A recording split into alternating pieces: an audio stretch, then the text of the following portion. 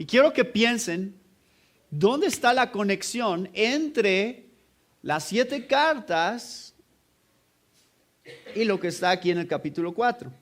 Dice, después de esto miré, es decir, después de que fueron reveladas estas 7 cartas, después de esto miré, y he aquí una puerta abierta en el cielo, y la primera voz que oí como de trompeta, hablando conmigo, dijo, sube acá y yo te mostraré las cosas que sucederán después de estas.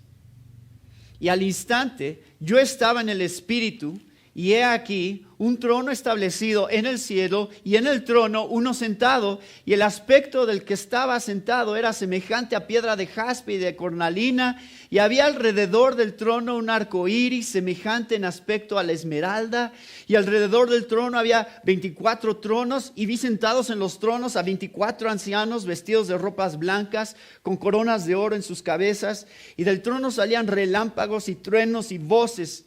Y delante del trono ardían 7 lámparas de fuego, las cuales son los 7 espíritus de Dios. Y delante del trono había como un mar de vidrio semejante al cristal. Y junto al trono y alrededor del trono 4 seres vivientes llenos de ojos delante y detrás. El primer ser viviente era semejante a un león, el segundo era semejante a un becerro, el tercero tenía rostro como de hombre y el cuarto era semejante a un águila volando, y los 4 seres vivientes tenían cada uno 6 alas, y alrededor y por dentro estaban llenos de ojos, y no cesaban día y noche de decir, Santo, Santo, Santo es el Señor Dios Todopoderoso, el que era, el que es y el que ha de venir. Y siempre que aquellos seres vivientes dan gloria y honra y acción de gracias al que está sentado en el trono, al que vive por los siglos de los siglos, los 24 ancianos se postran delante del que está sentado en el trono y adoran al que vive por los siglos de los siglos y echan sus coronas delante del trono diciendo, Señor, digno eres de recibir la gloria y la honra y el poder, porque tú creaste todas las cosas y por tu voluntad existen y fueron creadas. ¿Entienden? O sea, inclusive yo veo este capítulo, leo este capítulo y a ver, ya no hay vuelta atrás, Ya llegamos aquí al capítulo 4 y capítulos 1, 2 y 3 son relativamente fáciles de entender. Aquí ya nos echamos un clavado dentro de el género de literatura apocalíptica, viendo todas estas cosas extrañas y todos estos símbolos y todos estos seres. A ver, aquí empieza el gran reto del libro de Apocalipsis realmente, y por eso es que mucha gente se detiene en el capítulo 3 y dice hasta aquí. El 1, 2, 3, y ya desde el 4 en adelante ya prefieren no leerlo. Pero quiero que vean que todo esto que está aquí no es nuevo en la Biblia.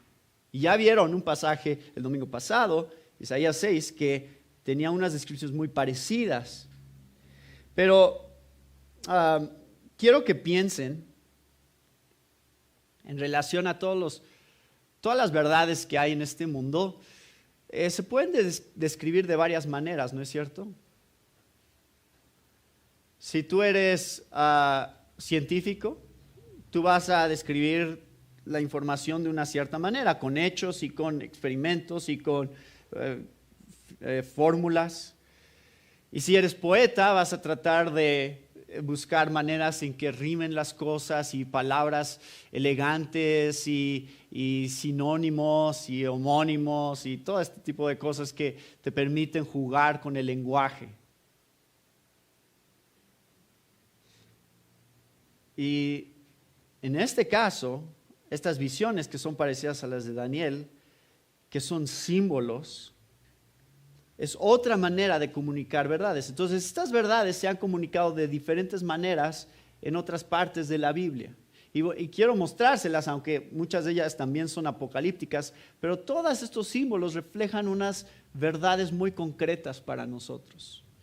Verdades acerca de Dios, verdades acerca del universo y del mundo creado, y son cosas que aquí en Apocalipsis están encontrando su clímax y están siendo representadas en una visión para Juan que él está tratando de describir en lenguaje simbólico. Es decir, se le están apareciendo como símbolos y él los está tratando de describir como mejor puede. Uno de los mandamientos, o más bien uno de los aspectos de cada una de las cartas es la promesa: al que venciere. ¿Se acuerdan? Entonces tienes todos estos problemas, todas estas situaciones en las 7 iglesias, y la promesa es: al que venciere yo le daré, y cada carta tiene una promesa de que le va a dar. Creo que la conexión que existe entre capítulos 2 y 3 y capítulo 4 es: ¿cómo vences? ¿Cómo vas a vencer? ¿Cómo vas a quitar tus ojos de las cosas que te distraen y te afectan en tu vida como cristiano, y estas cosas que Dios critica de las iglesias? ¿Cómo vas a solucionar eso? Y ahí es donde entra el capítulo 4. La primera visión que recibe Juan es la primera respuesta de cómo vencer. La primera respuesta de cómo recibir y heredar las promesas que se hacen a las 7 iglesias. Y lo van a ver en un momento. Pero tengan eso en mente. Vayan pensando, este es el contexto, este es de donde venimos. Vean a Dios como glorioso. Vean a Dios como supremo en todas las áreas. Vean a Dios en toda su majestad y en toda su gloria. Si no empiezas ahí, nada va a cambiar en tu vida. Si no empiezas ahí, entonces no conoces realmente a Dios y las cosas de este mundo te van a distraer. Si no tienes un concepto grande de Dios, entonces las cosas pequeñas van a parecer grandes. Las cosas que no son Dios van a parecer importantes. Pero cuando tienes un concepto grande de Dios, de pronto todo lo demás se hace tan pequeño y tan insignificante. Y eso creo que es la razón por la cual Apocalipsis está estructurado como está estructurado.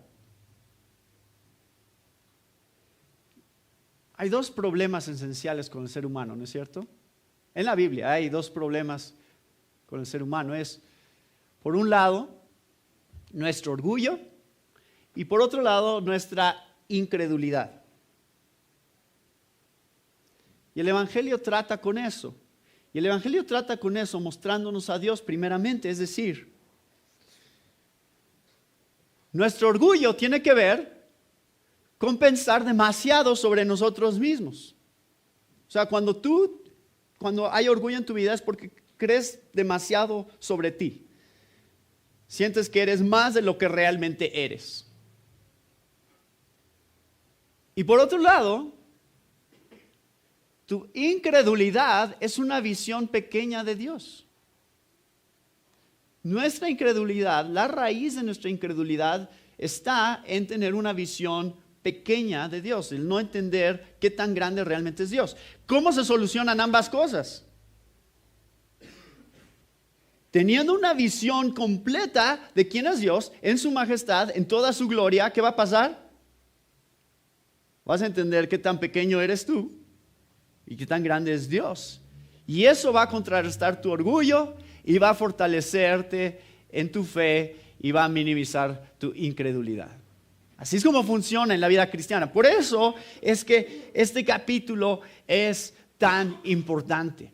Por eso este capítulo es el clímax prácticamente, aunque vamos a regresar a aspectos de este capítulo al final del libro, pero este capítulo, 4 y 5 es una unidad.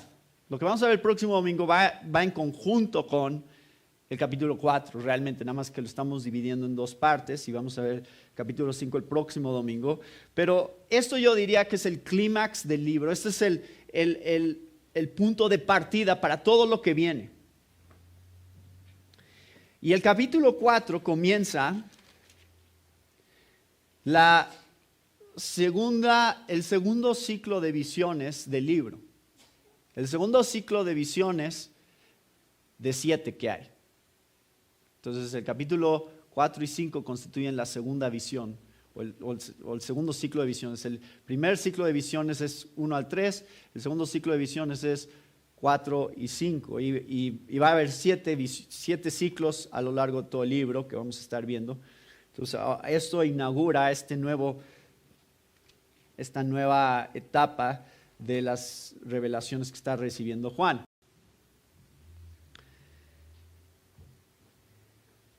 Son 2 cosas nada más que quiero mostrarles hoy. Número 1, lo que rodea el trono. Y número 2, la reacción ante el trono. Son 2 cosas que están aquí en este capítulo, son muy simples y quiero que analicemos eso.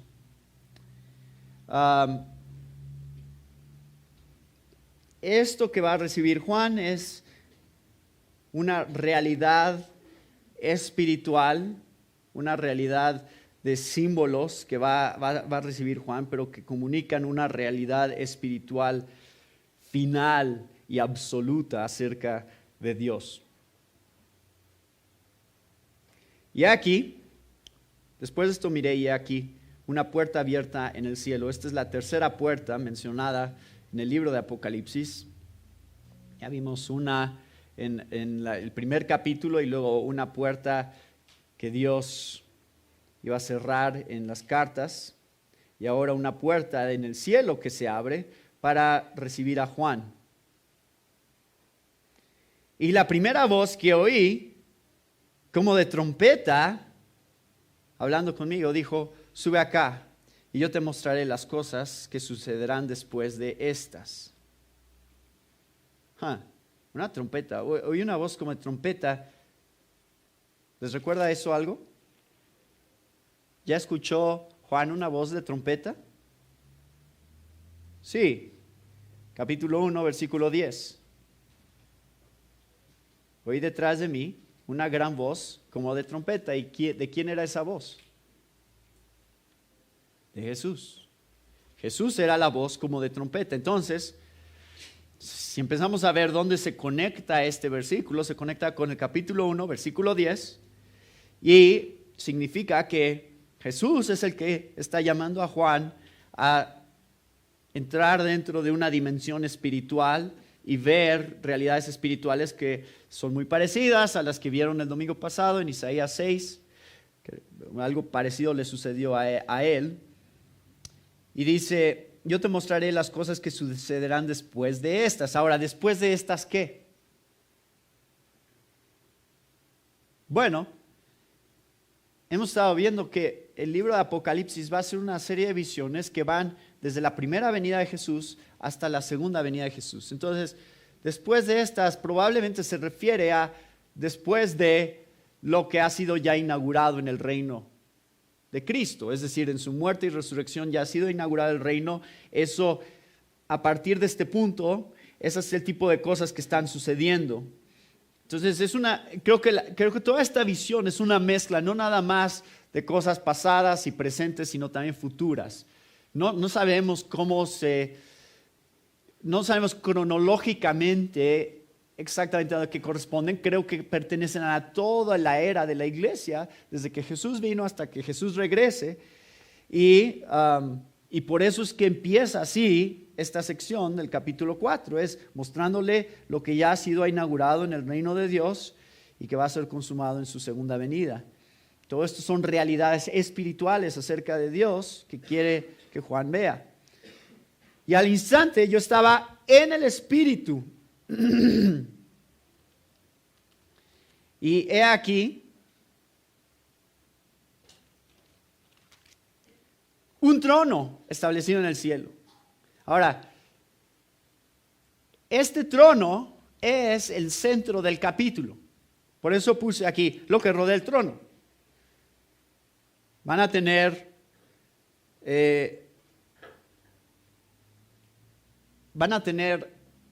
todos los versículos en el capítulo 4 y en el capítulo 5 están enfocados hacia describir aspectos del trono de Dios. Entonces, un trono establecido en el cielo, en el trono uno sentado, del trono un arco iris, alrededor del trono había 24 tronos y los 24 ancianos, del trono salían relámpagos, delante del trono había como un mar de vidrio, junto al trono, alrededor del trono, 4 seres vivientes. Dice en el versículo 9, dan gloria y honra y acción de gracias al que está sentado en el trono. Versículo 10, del que está sentado en el trono, y echan sus coronas delante del trono. Ya ven el patrón aquí, y saben que trono es mencionado 38 veces en el libro de Apocalipsis. Entonces, ¿creen que es importante este símbolo? Sí, es importante este símbolo, y 17 veces es mencionado el trono en los capítulos 4 y 5 nada más. Entonces sabemos que este es el centro, este es el tema de Apocalipsis 4, y el trono realmente termina representando el centro de todas las cosas, donde está enfocado todo. Copérnico, ¿saben quién es Copérnico? Copérnico, ¿qué enseñó? Que todo gira en torno a ¿qué? Al sol. Antes de él creían que todo giraba alrededor de la tierra. Decían, mira, las estrellas nos dan vuelta a nosotros, ¿no? Entonces nosotros estamos en el centro, pero Copérnico propuso, no, es el sol el que está en el centro de nuestro sistema solar. Pero, ¿saben qué dice este capítulo? De hecho, hay un centro del universo, y ese centro se llama el trono de Dios. De hecho, todo gira en torno al trono. Todo lo que existe es por lo que está sucediendo en el trono. El trono representa la soberanía de Dios en todas las cosas, la supremacía de Dios en todas las cosas. De hecho, no hay mucho acerca en realidad del que está sentado en el trono, más bien hay algo que describe aquí. El aspecto del que estaba sentado era semejante a piedra de jaspe y de cornalina. Entonces eso algo te da idea del que está sentado en el trono, pero más bien es como un reflejo del que está sentado en el trono, algo que irradia el que está sentado en el trono, y son colores de estas piedras, además de que estas piedras eran elementos del pectoral de los sacerdotes en el Antiguo Testamento. Probablemente hay algo simbólico ahí acerca de eso y de su autoridad para reconciliar a la gente con Dios, y la manera en que Él tiene esta iniciativa de ser sacerdote por nosotros. Pero estas piedras van a aparecer nuevamente en la Nueva Jerusalén al final de Apocalipsis, en el capítulo 21. Nada más nos está dando una idea de que hay colores, hay brillo. De hecho, creo que es jaspe, que es descrito al final como una piedra transparente, lo cual nos hace pensar que a lo mejor este jaspe es como un diamante, porque es transparente y es el equivalente de un diamante. No sabemos exactamente todos los detalles de estas piedras, pero parece que este es el tipo de reflejo y de ideas que le vienen a Juan en base a lo que está viendo. Entonces, esto es lo que ve acerca del trono, pero vamos a hacer una lista aquí de todo lo que va viendo Juan, y quiero que tratemos de entender por qué es tan importante. Todo lo que va a describir Juan que rodea el trono, de hecho son descripciones de la importancia que tiene el que está sentado en el trono y de la majestad del que está sentado en el trono. Nos ayudan a entender algo acerca de él. Miren, ¿por qué creen que es tan importante esto aquí? ¿Por qué creen que esta es la solución a todo lo que va a haber en el reto que representa seguir a Cristo, el reto que representa la santidad en la vida cristiana a pesar de la oposición? ¿Por qué es tan significativo esto? Porque tenemos que corregir nuestra manera de pensar. Nosotros normalmente nos visualizamos a nosotros mismos sentados en el trono. Nosotros mismos normalmente nos visualizamos como que nosotros estamos realmente en control de las cosas. Y en esta visión Dios quiere a través de Juan cambiar nuestra perspectiva. No, ustedes no están en control, Dios está en control, Él es el que está sentado en el trono. Tienen que verlo, las implicaciones de la soberanía y de la supremacía de Dios. Entonces, ahí vamos. Número 1, ¿qué es lo primero que ve? Alrededor del trono. Dice que ve un arco iris. Claro que hay diferentes aspectos del arco iris que encontramos en la Biblia, pero el principal que pensaríamos vendría ¿de dónde? Génesis capítulo 9. Creo que esa realidad de el arco iris que vemos cada vez que llueve y sale el sol, se ve un arco iris, ¿verdad? Y en Génesis 9, Dios dijo: este arco iris es un símbolo de mi pacto con ustedes, de que no volveré a destruir la tierra nunca más con agua. Entonces, hay algo acerca del pacto de Dios que es simbolizado ahí. Es algo acerca de la fidelidad de Dios que es simbolizado ahí. Y hay algo acerca de la gracia de Dios que se refleja en un arco iris. Cada vez que ustedes vean un arco iris, recuerden, Dios ha tenido gracia para con nosotros, por eso seguimos aquí. Por eso es que seguimos con vida, porque Dios está dando lugar y tiempo al arrepentimiento. Eso es gracia. Y el arco iris representa eso. El arco iris representa el pacto de Dios de no destruir la tierra nuevamente por su pecado con un diluvio, pero también representa la protección de Dios y la elección de Dios de su pueblo, porque eso hizo con Noé. Él escogió a Noé para protegerlo a él y salvarlo a él, para que él fuera de testimonio sobre el hecho de que Dios hace un pacto con nosotros para salvarnos del juicio de Dios. Noé representa eso y su gente, la gente de Dios, son los que tienen la esperanza de recibir el cumplimiento de las promesas del pacto de Dios. Entonces nosotros somos los receptores de ese pacto, nosotros somos los beneficiados de ese pacto cuando vemos la fidelidad de Dios en su gracia en el arco iris. El arco iris es un símbolo de gracia, es un símbolo de un pacto completo. De hecho, ni siquiera es un arco iris como el que vemos normalmente, que solo son 180 grados. Eso es 180 grados, ¿verdad? ¿Sí? Entonces, no, es un arco iris, dice, que rodea el trono. Entonces, es un arco iris que tiene toda la circunferencia. Entonces, es un pacto que creo que está siendo representado de una manera completa y que representa la fidelidad eterna de Dios, no parcial, sino eterna. Después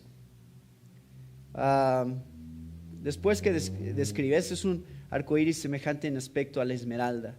Y luego dice: alrededor del trono había 24 ancianos, 24 tronos, pero sentados en los tronos 24 ancianos. ¿Quiénes son los 24 ancianos?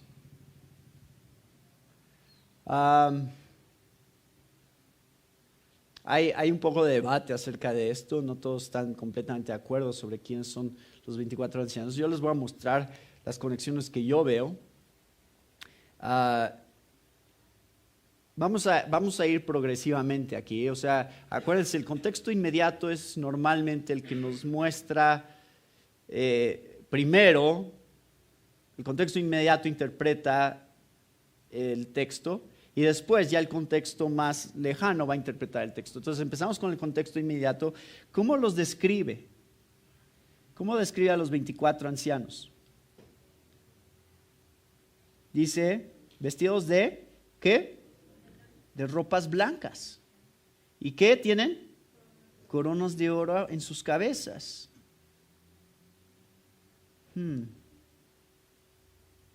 Y más adelante también sigue describiéndolos como los que ponen sus coronas delante del trono. Entonces están sentados en tronos. Parece ser que hay un aspecto que están reinando con Cristo, porque ellos también están en tronos, ¿verdad? Y vemos muy rápido las 7 cartas, pero quiero que vayan al capítulo 3, versículo 4.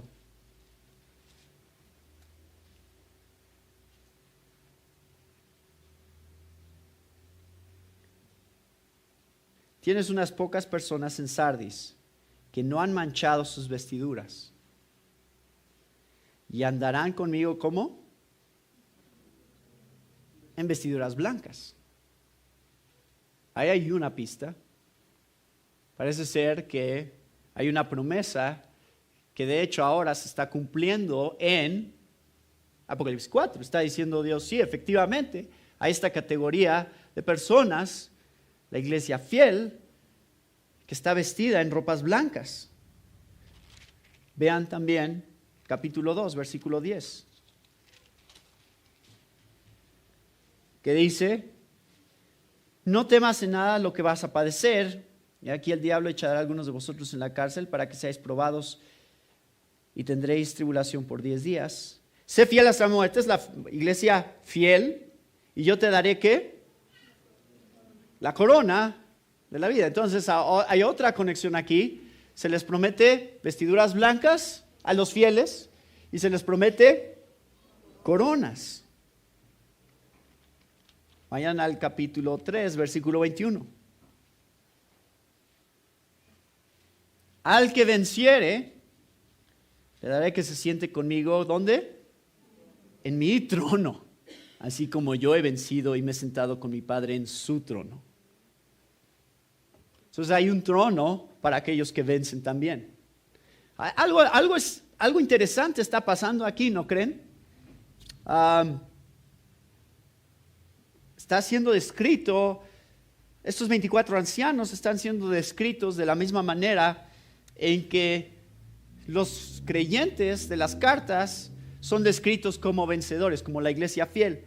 Además, si van más adelante, Apocalipsis 21, van a encontrar, y aquí ahora está la conexión con el número. Porque 24, podríamos decir, ¿por qué 24? ¿Qué significado tiene eso? Pero creo que el número 24 surge de Apocalipsis 21, versículos 12 al 14. Esto es una descripción de la Nueva Jerusalén. Dice, tenía un muro grande y alto con 12 puertas. Y en las puertas 12 ángeles. Y nombres inscritos que son los de las 12 tribus de los hijos de Israel. Entonces hay 12 aquí que representan a los judíos, ¿verdad? Y luego dice, al oriente, tras 3 puertas, al norte 3 puertas, al sur 3 puertas, al occidente 3 puertas. Y el muro de la ciudad tenía 12 cimientos y sobre ellos los 12 nombres de los 12 apóstoles del Cordero. Entonces tenemos 2 imágenes aquí que conforman la ciudad eterna de Dios, en donde vamos a reinar juntamente con Él por toda la eternidad. Y esta ciudad se conforma de esta categoría de judíos y de esta categoría de gentiles que conforman a la iglesia de Cristo principalmente. Entonces, esas 2 categorías, gentiles y judíos, se juntan para formar a los escogidos de Dios, a los fieles de Dios de todas las épocas. O sea, es el número completo de los escogidos de Dios. Ahora vamos a ver más adelante en el capítulo 5 que sí hay una distinción entre los ancianos y los redimidos. Entonces hay dos posibilidades. O sea, estos ancianos podrían ser ángeles que representan a la iglesia. Esa es una posibilidad. O pueden ser, de hecho, un símbolo, nada más un símbolo de la iglesia. No entendemos toda la dinámica. Sí entendemos que hay un simbolismo aquí y que sí nos está apuntando hacia los redimidos, hacia los fieles de Cristo. Inclusive, si ustedes van a 1 Crónicas 24, 25, 26, van a encontrar que David asignó 24 grupos de sacerdotes y 24 grupos de músicos para el servicio del tabernáculo y se turnaban estos 24 grupos para servir a Dios. Entonces, aparentemente, hay también simbolismo aquí en el Antiguo Testamento, el número 24, como símbolo de aquellos que han sido escogidos por Dios para servir a Dios y ser testimonio de lo que Dios está haciendo con su pueblo. Eso es significativo, lo van a encontrar, no lo vamos a leer, pero está ahí en 1 Crónicas. Entonces 12 más 12 es 24 y 24 representa estos dos grupos. Normalmente estos números 12 tienen que ver con los escogidos de Dios. Y aquí es donde están siendo representados en los 24 ancianos. Después tenemos, ¿qué? Versículo 5, del trono salían relámpagos y truenos y voces. Entonces ahora tenemos esta descripción: relámpagos, truenos, voces. Esto nos está apuntando a otro evento que hubo muy significativo en el Antiguo Testamento, que es Éxodo 19:16. ¿Qué pasó en Éxodo 19:16?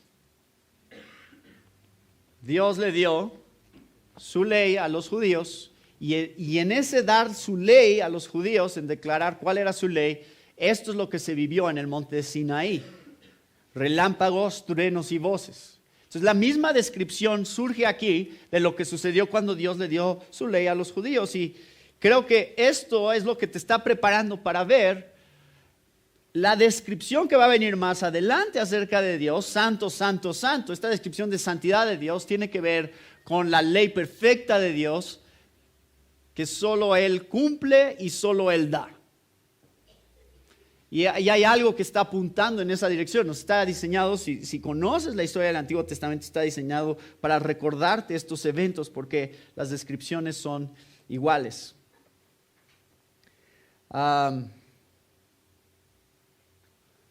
Ya vimos la siguiente descripción cuando estábamos viendo el capítulo 1. ¿Cuál es la siguiente descripción? 7 lámparas.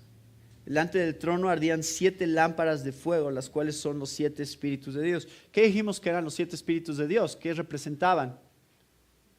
El Espíritu Santo. El Espíritu Santo está siendo representado aquí en 7 espíritus, y las conexiones ya las vimos, pero se los recuerdo, están en Zacarías 4, 2 y 3.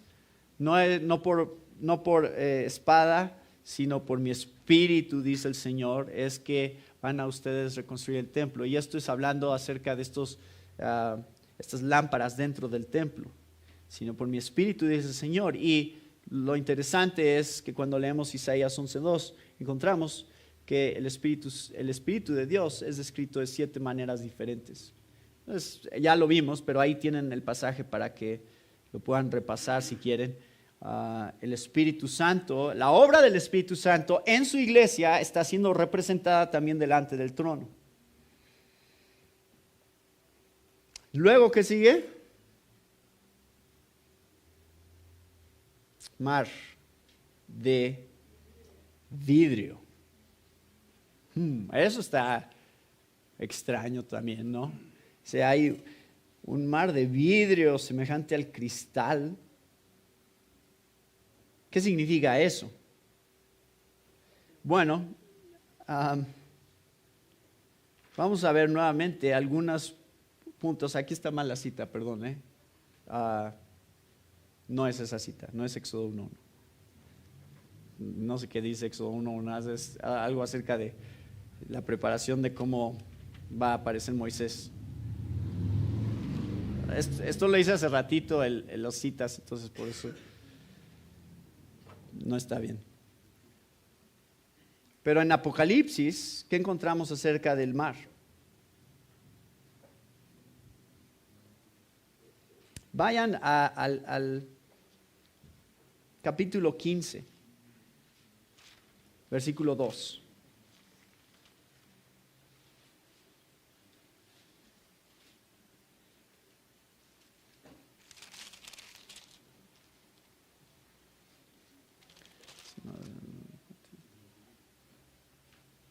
Vayan al capítulo 15, versículo 2. Van a encontrar algo en Apocalipsis que está sucediendo con el mar.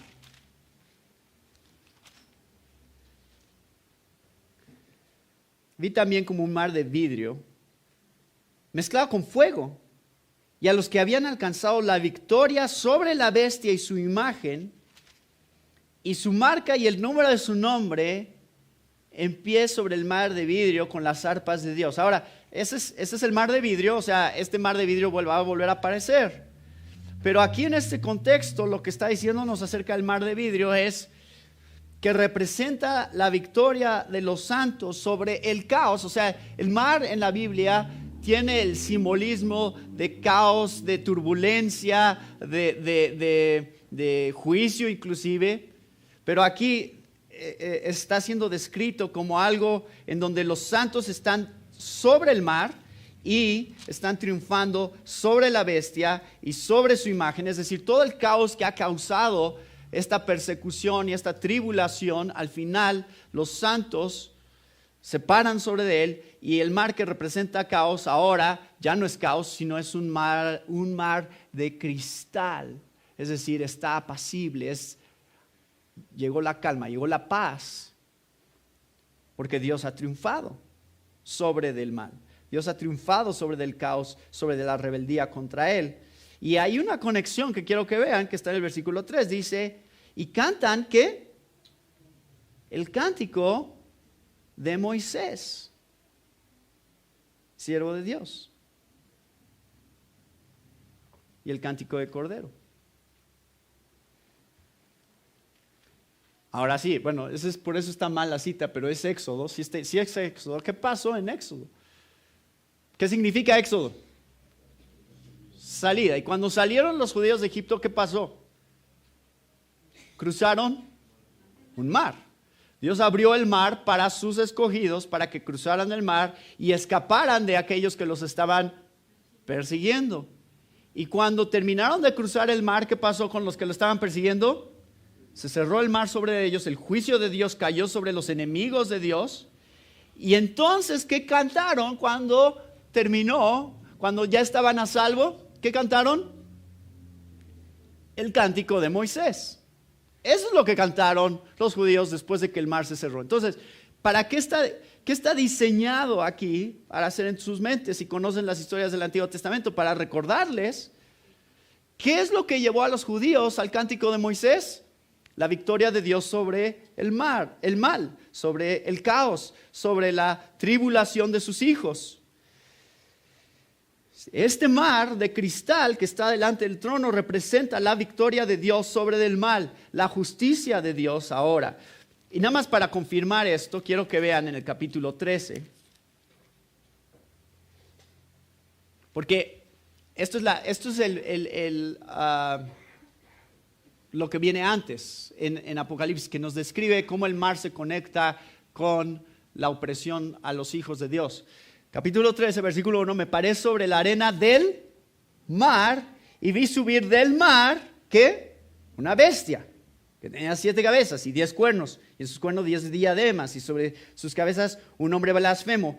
Y él es el que está persiguiendo a los santos. El versículo 7 dice, y se le permitió hacer guerra contra los santos y vencerlos.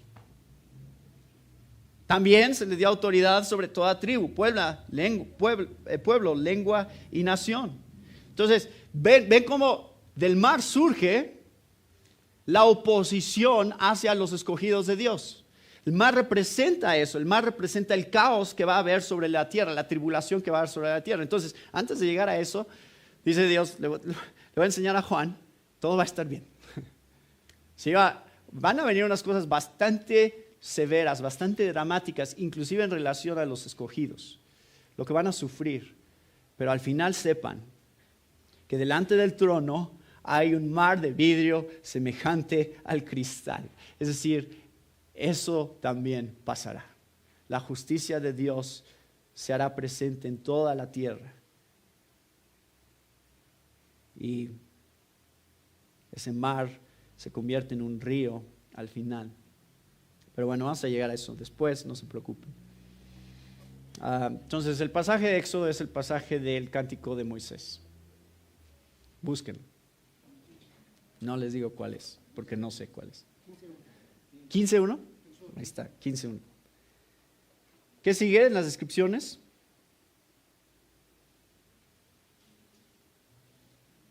Aquí es donde ya se pone todavía más interesante, ¿no? Ahora en las descripciones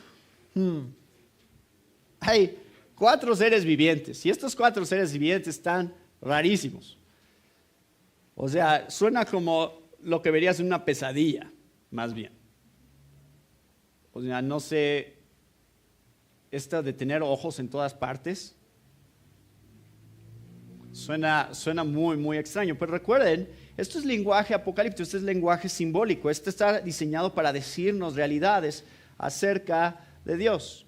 Entonces ahora tenemos 4 seres vivientes, llenos de ojos delante y detrás. El primer ser viviente como un león, el segundo como un becerro, y el otro como hombre, y el otro como un águila. Y estos seres vivientes tienen 6 alas, alrededor y por dentro están llenos de ojos. Bueno, usen su imaginación. Pero quiero que vayan conmigo a Ezequiel capítulo 1, porque aquí hay el paralelo, creo, más significativo de este pasaje. Y quiero que vean que en Ezequiel 1,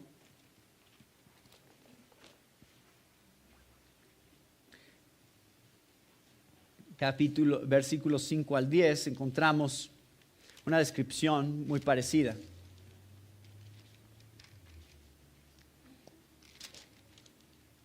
Y miré, versículo 4, y miré aquí, venía del norte un viento tempestuoso, una gran nube, con un fuego envolvente, y alrededor de él un resplandor, y en medio del fuego algo que parecía como bronce refulgente, y en medio de ella la figura de 4 seres vivientes. 4 seres vivientes, esto ahí ya está un paralelo, ¿verdad? Y esta era su apariencia. Había en ellos semejanza de hombre. Cada uno tenía 4 caras y 4 alas, y los pies de ellos eran derechos, y la planta de sus pies como planta de pie de becerro, y centellaban a manera de bronce muy bruñido. Debajo de sus alas, a sus 4 lados, tenían manos de hombre, y sus caras y sus alas por los 4 lados. Con las alas se juntaban el uno al otro. No se volvían cuando andaban, sino que cada uno caminaba derecho hacia adelante. Y el aspecto de sus caras era cara de hombre y cara de león al lado derecho de los 4, y cara de buey a la izquierda en los 4. Asimismo habían los 4 cara de águila. ¿Ya vieron que de dónde surge esta imagen de Juan? ¿Hay un paralelo? Sí, hay un paralelo. Son los mismos seres vivientes que son descritos. Hay algunas diferencias, pero creo que las semejanzas nos muestran que probablemente está siendo tomado la visión de aquí de Ezequiel 1, y de hecho en Ezequiel 10, no lo vamos a leer, pero en Ezequiel 10 encontramos que estos seres son querubines en Ezequiel. Entonces, quiero ir rápido en esto porque no quiero detenerme en las imágenes, porque eso no es el punto. Pero sí quiero que vean el significado que hay detrás de esto. ¿Cuál es el simbolismo detrás de un león, de un becerro, de un hombre, de un águila? Primeramente, 4 es el número simbólico en toda la Biblia, no nada más en Apocalipsis, pero en toda la Biblia. Es el número simbólico de la creación en toda su llenura. Es decir, es toda la creación. Está siendo representada todo lo que hay en la creación. Por eso es que tenemos los 4 vientos, los 4 puntos de la orientación, norte, sur, este, oeste. Esos 4 siempre representa algo que está en toda la tierra, es algo que existe en toda la creación. Y entonces, ese es el significado de 4 en la Biblia. Pero también aquí, todas estas descripciones de estos seres, creo que son representativas de todo el orden creado, de los seres del orden creado, usando el ser más elevado, el ser superior de cada una de estas categorías. Por ejemplo,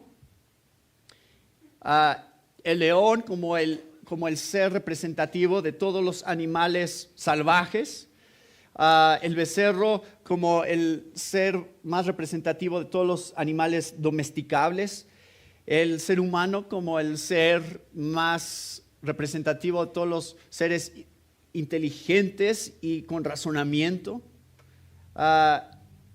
el águila como el ser más representativo de todos los pájaros, o sea, más majestuoso de todos los pájaros, y al mismo tiempo no nada más está representando toda la creación, sino está representando, creo yo, atributos de Dios mismo en esa creación. Recuerden, la creación refleja atributos de Dios.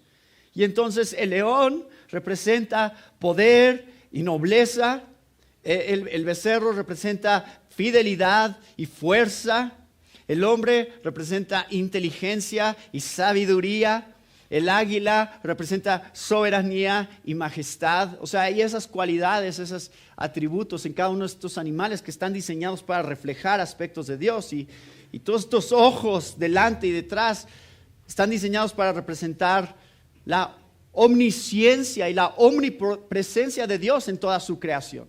Él ve todas las cosas, Él conoce todas las cosas, Él está en todo lugar, en toda su creación. Creo que eso es el simbolismo que encontramos aquí en todos estos seres. Creo que eso es lo que están diseñados para representar.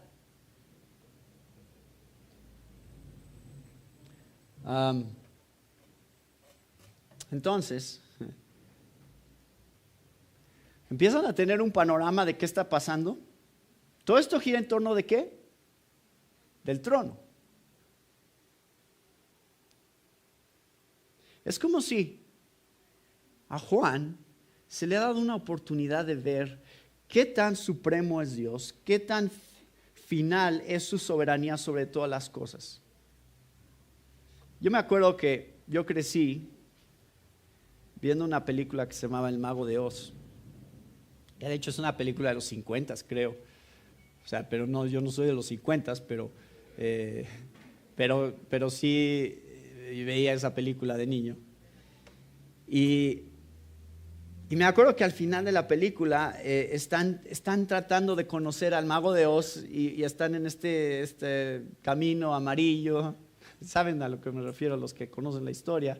Es Dorotea y el hombre de hojalata y el león y el espantapájaros, y van a conocer al Mago de Oz. Pero cuando llegan ahí y está tratando, prácticamente el Mago de Oz está haciendo un show tratando de impresionarlos, y sí los espanta, o sea, sí es verdaderamente algo majestuoso con lo que se encuentran. Pero el perrito de Dorotea, Toto, jala la cortina y ahí está un hombre, un viejito, apachurrando botones y moviendo palancas, y él realmente, la verdad es que no era tan majestuoso como pensaban.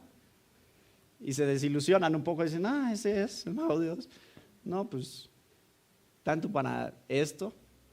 Pero aquí es exactamente lo contrario. O sea, aquí se nos está abriendo una cortina y se nos está revelando quién está detrás de la cortina.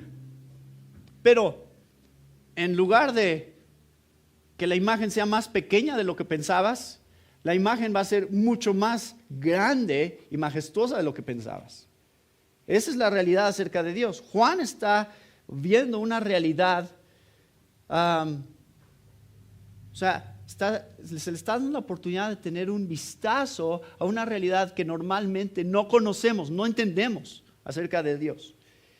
Y todo esto que está rodeando el trono, está apuntando hacia el trono, está hablando de la majestad del que está en el trono, hablando de que Él es soberano en su gracia, manifestado en la naturaleza, en la iglesia, en la creación, en el evangelio, en la ciencia, en todas las áreas que comprenden este universo, giran en torno ¿a qué?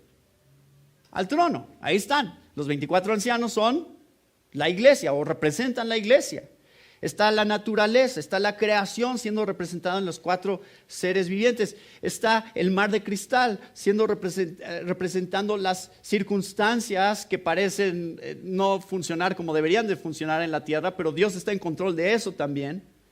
Y la manera en que el evangelio está siendo usado por Dios para mostrar su gloria en la vida de sus hijos va a ser evidente en el capítulo 5.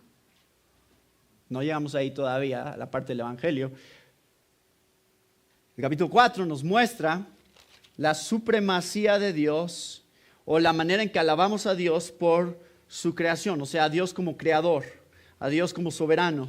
Y en el capítulo 5 va a ser a Dios como redentor, pero vamos a llegar a eso el próximo domingo. Hay más tiempo para eso. Entonces ya sienten hacia dónde nos ha llevado Juan. Eso creo que es lo que quiere que veamos. Ahora sí, ¿cuál es la respuesta al trono? Todas estas cosas que rodean al trono, ahora en el versículo 9, empieza a describir, en el versículo 8 empieza a describir cuál es la reacción, cuál es la respuesta. Cuando tú contemplas la gloria de Dios, cuando tú contemplas su majestad, no te queda otra cosa sino adorar. Es la única reacción posible. Y saben, todo esto que viene ahora, desde los versículos 8 hasta el versículo 11, nos están mostrando la realidad de que todos hemos sido creados adoradores. Todos somos adoradores. La pregunta no es si adoras. La pregunta es, ¿qué es lo que adoras? Esa es la pregunta. Todo ser humano adora algo. Todo ser humano, es más, todo ser humano busca gloria. Todo ser humano quiere ver más allá de su propia existencia algo más grande. Es por eso que nos emocionamos en los estadios de fútbol y cuando vemos los partidos, porque estamos siendo parte de algo más grande que nosotros. Es por eso que los científicos, cuando están estudiando la naturaleza y se sorprenden de todo lo que hay dentro de un átomo o dentro de todo lo que hay dentro de la molécula o una célula, o los astrónomos que están viendo a las estrellas y todos los planetas y las distancias que representan, y la gente que realmente ve esa parte de la ciencia se asombra porque se da cuenta que hay un mundo mucho más grande, mucho más complejo que no entendemos, y decimos, ¿de dónde viene eso? Y nuestro corazón y nuestra vida se llena de asombro porque queremos ver algo más grande que nosotros. Queremos vivir para algo más grande y trascendente que nuestra propia existencia. Así fuimos hechos por Dios. Y todas estas realidades del mundo que nos rodea están apuntando hacia Dios. Las más altas virtudes de la creación, las expresiones de virtud más majestuosas que hay, que conocemos, son bondad, verdad y belleza. ¿No es cierto? O sea, sabemos que en esos atributos radica lo más espectacular que hemos visto y conocido, lo que más mueve nuestro corazón. ¿Qué cosas más grandiosas hay que lo que es bueno, que lo que es verdadero y lo que es hermoso? Esas son las cosas que nos mueven, esas son las cosas para las cuales vivimos como seres humanos. Y aquí estamos encontrando el clímax, estamos encontrando la fuente, la causa de todas esas cosas. Dios refleja de una manera perfecta los atributos y las expresiones de virtud. que vemos reflejados como un pequeño eco nada más en toda la creación. Entonces, C.S. Lewis habla acerca de eso en un libro que se llama El peso de gloria. Gloria significa peso. Entonces, si hablas de gloria, hablas de algo que pesa, que no se mueve fácilmente, que no es llevado de aquí para allá con cualquier cosa. Es algo establecido, es algo fijo, es algo que está delante de ti y no puede ser negado. Versículo 8.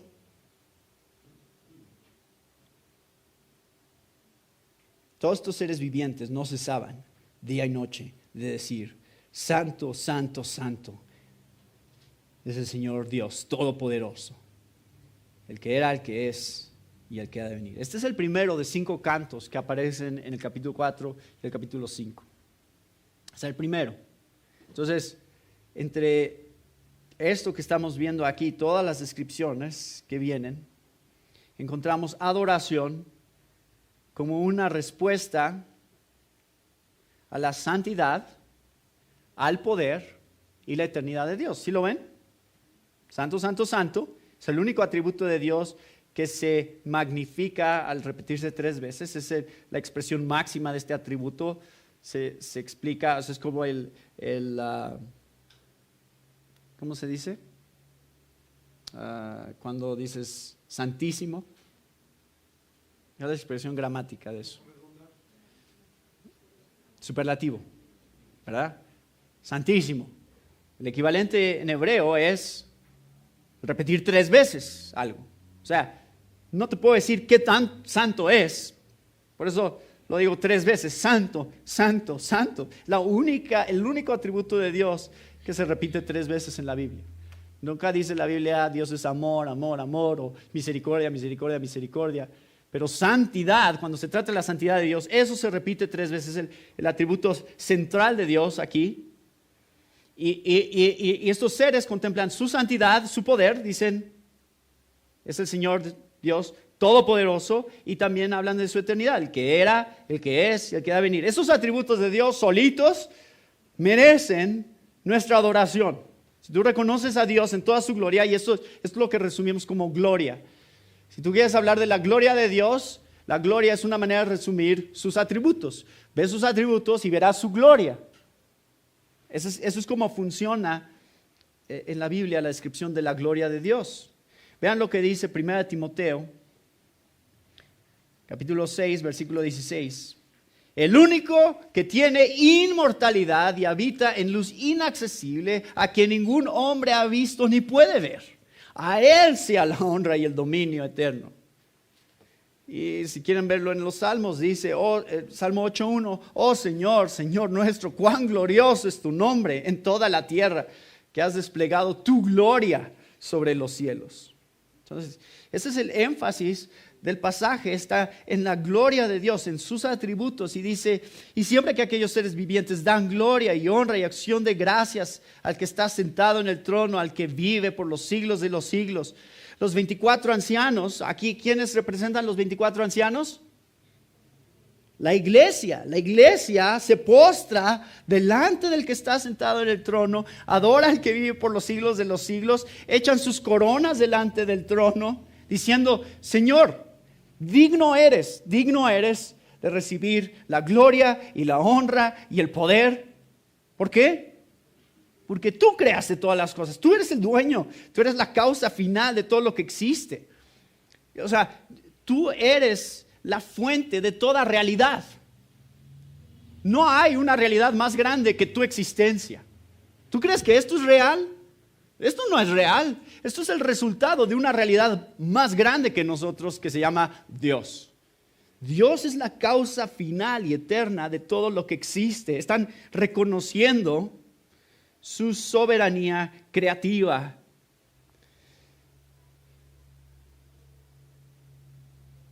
Y están reconociendo nuestra necesidad más grande es la adoración.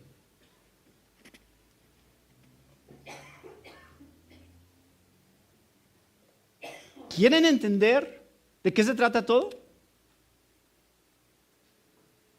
Se trata de adorar a Dios. Mi hermano Carlos Jambés hablaba de esto citando a John Piper en su libro Alégrense las Naciones. Decía, las misiones existen porque la adoración no existe. La razón por la que compartimos el evangelio es porque la gente no está adorando al Dios verdadero y lo que queremos es que adoren al Dios verdadero, porque el fin de todas las cosas es adorarlo a Él. Él ha creado todas las cosas para su gloria. Entonces, todo lo que hacemos, este es el final. Aquí acaba.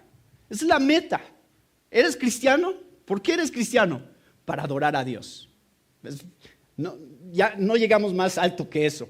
Si tú llegas a este punto de la historia, has llegado al clímax de todas las cosas. No puedes llegar más alto, no puedes tener una meta más sublime o majestuosa, porque esa es la razón de tu existencia.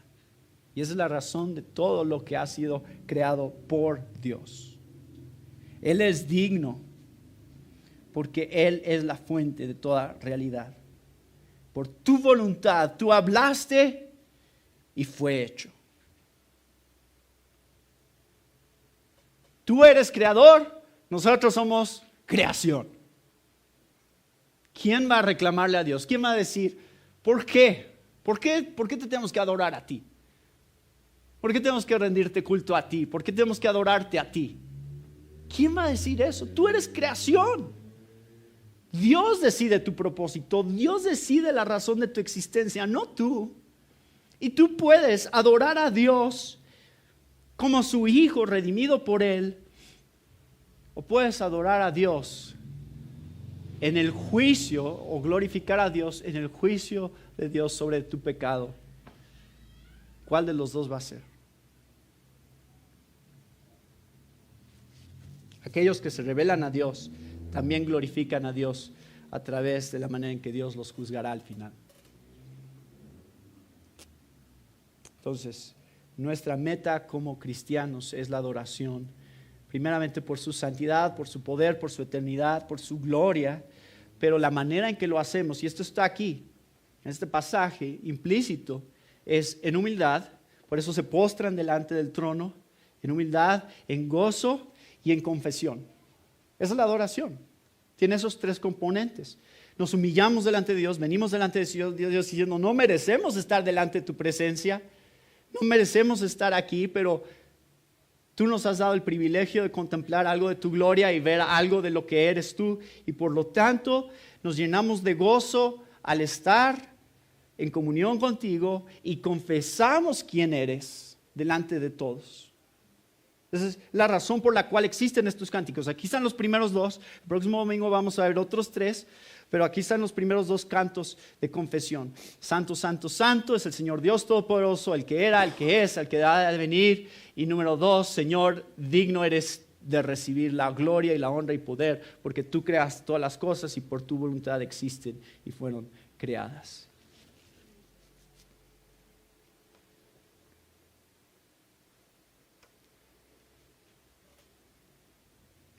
¿Entienden? Porque es que creo que no se pone mejor que esto. O sea, a ver, díganme algo mejor que esto. No existe.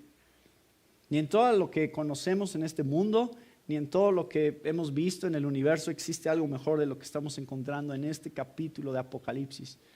Porque este es el propósito final de Dios en todo lo que está haciendo en su iglesia.